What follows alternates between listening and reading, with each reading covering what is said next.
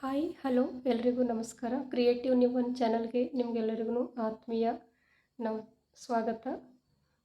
ನಾನು ಕುಂಬಳಕಾಯಿ ಪಲ್ಯ ಮಾಡ್ತಾಯಿದ್ದೀನಿ ರೀ. ಹೃದಯದ ಆರೋಗ್ಯವನ್ನು ಕಾಪಾಡುವ ಕುಂಬಳಕಾಯಿ ಪಲ್ಯವನ್ನು ಇವತ್ತು ಮಾಡೋಣ. ಕಡಾಯಿಗೆ ಎಣ್ಣೆ ಹಾಕೀನಿ ರೀ, ಸಾಸಿವೆ ಹಾಕೀನಿ. ಕುಂಬಳಕಾಯಿ ಮ್ಯಾಗಿನ ಸೊಪ್ಪೆಲ್ಲ ಹೆರಿದು ಸಣ್ಣ ಹೋಳುಗಳ ಕೊಯ್ದೀನಿ ರೀ. ಅದ್ರ ಜೊತೆ ಉಳ್ಳಾಗಡ್ಡಿ ಕೊಯ್ದೀನಿ. ಪಾಣೆ ಹಾಕ್ಕೊಂಡ್ರಿ. ಪಾಣ್ಯಾಕ ಉಳ್ಳಾಗಡ್ಡಿ ಹಾಕೀನಿ ರೀ. ಉಳ್ಳಾಗಡ್ಡಿ ಚಂದ ಜರ ಎಣ್ಣೆಗೆ ಹೊತ್ತಿದಂಗೆ ಆಗ್ಬೇಕು ರೀ.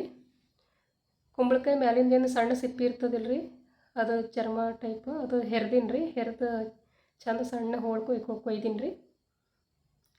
ಹೃದಯದ ಆರೋಗ್ಯಕ್ಕೆ ಭಾಳ ಒಳ್ಳೇದು ರೀ ಕುಂಬಳಕಾಯಿ. ಕೆಲವೊಬ್ರಿಗೆ ಇಷ್ಟ ಆಗಂಗಿಲ್ಲ, ಹಿಂಗೆ ಮಾಡಿ ನೋಡಿರಿ, ಚಲೋ ಇರ್ತದೆ.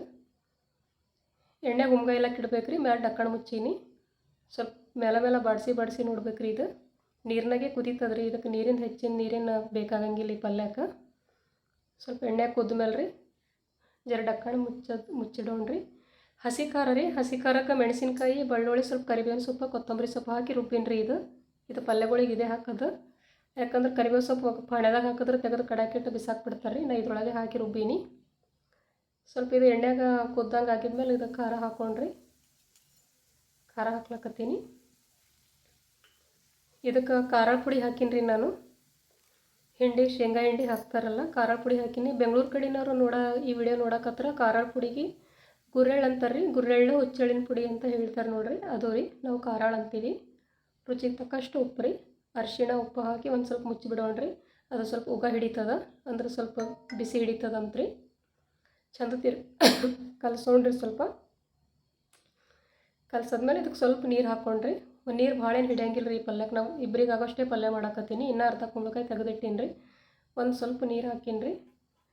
ಕುಂಬಳಕಾಯಿ ಅಲ್ಲೇ ಬೆಂದು ಅಲ್ಲಿಂದಲ್ಲೇ ಸ್ವಲ್ಪ ಮೆತ್ತಗಾಗೋಷ್ಟು ನೀರು ಹಾಕೀನಿ ರೀ. ಎಲ್ಲರೂ ಕುಂಬಳಕಾಯಿ ಪಲ್ಯ ಮಾಡ್ತಾರೆ. ಇದೊಂದು ಮಾಡಿ ನೋಡಿರಿ. ನೀವು ಹೆಂಗೆ ಮಾಡ್ತೀರಿ ಅಂತ ನನಗೆ ಕಮೆಂಟ್ ಮಾಡಿರಿ. ಅದಕ್ಕೆ ಗುರೆಳ್ಳು ಪುಡಿ ಹಾಕೀನಿ ರೀ. ಅದು ವಿಡಿಯೋ ಬಂದಿಲ್ಲ. ಗುರೆಳ್ಳು ಪುಡಿ ಹಾಕಿ ಒಂದು ಸ್ವಲ್ಪ ಬಿಸಿಗಿಟ್ಟೀನಿ ರೀ. ಇನ್ನೇನು ಪಲ್ಯ ಆದಂಗೆ ರೀ.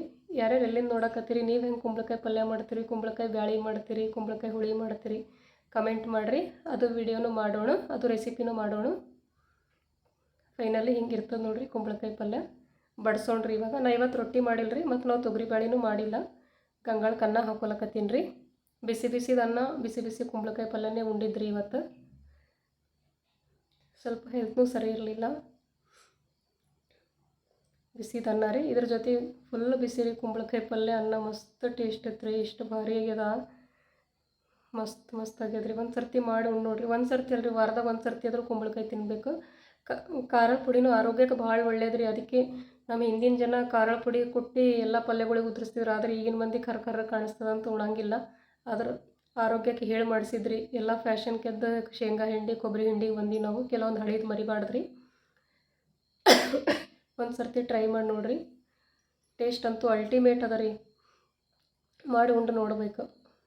ನಮ್ಮ ಸುತ್ತಮುತ್ತ ಜನ ಎಲ್ಲ ಹಿಂಗೆ ಪಲ್ಯ ಮಾಡ್ತಾರೆ. ನಾವು ಹೋದಲ್ಲೆಲ್ಲ ಒಂದು 2-3 ಕಡೆ ನಾನು ಉಂಡೀನಿ. ಅವ್ರ ಮನೆಗೆಲ್ಲ ಹಿಂಗಾಯಿತು. ಆದ್ರೆ ಒಂದೊಂದು ಕೈ ರುಚಿ ಒಬ್ಬೊಬ್ಬರ ಕೈಲಿಂದ ಒಬ್ಬೊಬ್ಬರ ಥರ ಟೇಸ್ಟ್ ಹೆಚ್ಚು ಕಡಿಮೆ ವ್ಯತ್ಯಾಸ ಆಗ್ತಿರ್ತೈತ್ರಿ. ನೀವು ಹೆಂಗೆ ಮಾಡ್ತೀರಿ ಅಂತ ಕಮೆಂಟ್ ಮಾಡಿರಿ. ಇದು ಅಡುಗೆ ಹೆಂಗದ ಅಂತಲೂ ನನಗೆ ತಿಳಿಸ್ರಿ. ನನ್ನ ಚಾನಲಿಗೆ ಸಬ್ಸ್ಕ್ರೈಬ್ ಮಾಡಿರಿ, ಕಮೆಂಟ್ ಮಾಡಿರಿ, ಶೇರ್ ಮಾಡಿರಿ. ನಿಮ್ದೊಂದು ಒಂದು ಕಮೆಂಟ್ ನಂಗೆ ಭಾಳ ಉತ್ಸಾಹ ಕೊಡ್ತೈತಿ. ಮತ್ತು ಹೊಸ ವೀಡಿಯೋ ಮಾಡೋಕ್ಕೂ ನಂಗೆ ಮನಸ್ಸು ಬರ್ತೈತಿ. ಥ್ಯಾಂಕ್ಸ್ ರೀ. ಹೆಂಗದ ಅಂತ ಹೇಳ್ರಿ. ನಮಸ್ಕಾರ ರೀ. ಧನ್ಯವಾದಗಳು ರೀ.